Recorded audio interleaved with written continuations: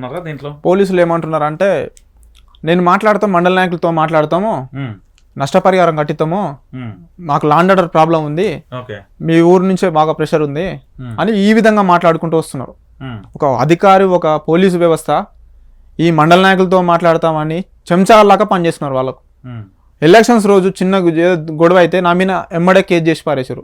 ఇలా నా మీద ఇప్పుడు కాంప్లైంట్ దారి మీద ఎన్ని కేసులు పెడితే అంత తొందరగా లొంగిపోతాడని వాళ్ళ ఆలోచన.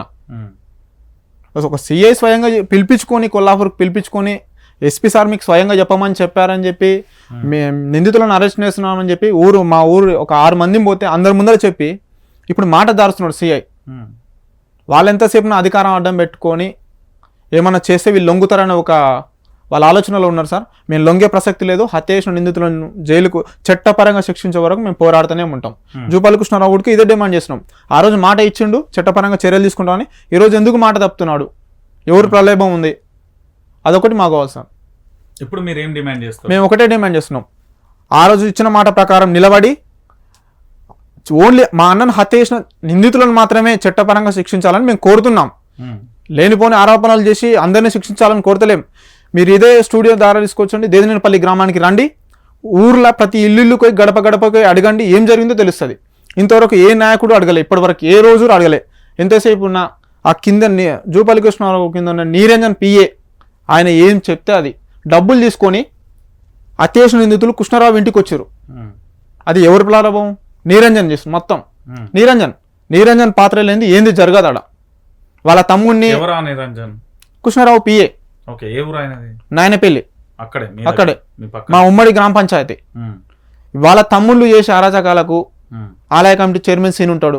వీళ్ళందరూ డబ్బులు తీసుకొని హత్య చేసిన నిందితులతో మాట్లాడి మమ్మల్ని కాంప్రమైజ్కి పిలిపిస్తారు. ఇది ఎంతవరకు న్యాయం?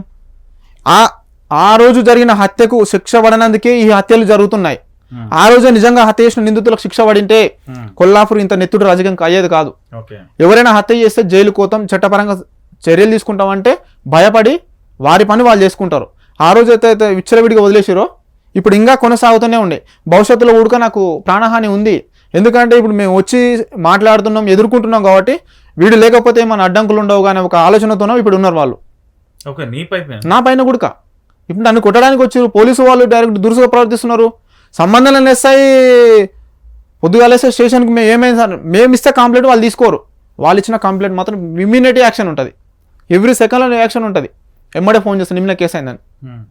ఎంతో గొడవలు ఉంటాయి. నాది ఒక్కటికే పేపర్కి ఇస్తారు, షోమీన గొడవ కేసు అయిందని. మళ్ళీ మాకు చెప్పరు. ఛార్జ్ షీట్ వేసి కోర్టుకి వేసినా కోర్టు కానిస్టేబుల్ ఫోన్ చేస్తే అప్పుడు మాకు తెలుస్తుంది. అట్లా ఉంది వ్యవస్థ. నడుస్తుంది, 100% నడుస్తుంది. ఇప్పుడు హత్య చేసిన నిందితులు స్వేచ్ఛగా తిరుగుతున్నారు. కృష్ణారావు ఇంటికి రాగా ఇంకెక్కడ రావాలి? హత్య చేసిన నిందితులు ఒక మంత్రి ఇంటికి వచ్చినాక ఇంకెక్కడ ఉంటుంది? వాళ్ళు అనుకుంటే చేయలేరా? ఏమనే సార్ వాళ్ళు అట్లా ఉంది వాళ్ళది.